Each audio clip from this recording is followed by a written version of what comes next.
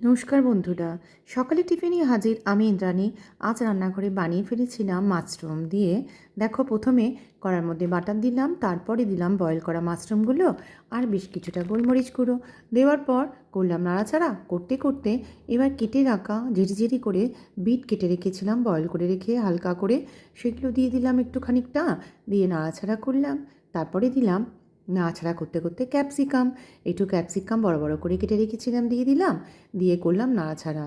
একটা কথা বন্ধুরা, কোনো সবজিতে জল দেবে না। সবজি নিজস্বই একটা জল আছে, যে জলটা বের হয় এবং সেই ভাপে ভাপে ঠিক সেদ্ধ হয়ে যায় সবজি।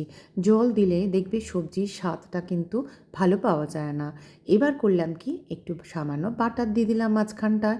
দেওয়ার পর দুটো ডিম নিলাম, নিয়ে ওপর থেকে দিয়ে দিলাম। যদি কেউ মনে করো ওটা ফাটিয়ে দেবে, পেঁয়াজ কুচি লঙ্কা কুচি সব দিয়ে সেটাও করতে পারো, করে দিলাম। দিয়ে এবার নাড়াচাড়া করলাম, যেই দেখলাম ডিমটা একটু শক্ত হয়ে গেছে ঢাকা দেওয়ার পর, এবার নাড়াচাড়া করে সবজিগুলোর সাথে ডিমটা মিশিয়ে নিলাম।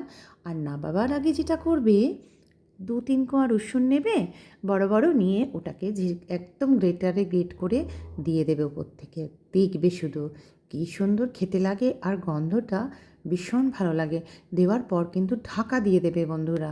তো সকালে টিফিনটা এটাই ছিল, টক দই আর এই সবজিটা, একটা রুটি আর ড্রাগন ফ্রুটস, আর ছিল ফ্রুট জুস, যেমন মোসম্বির জুস ছিল, একটা রুটি ছিল।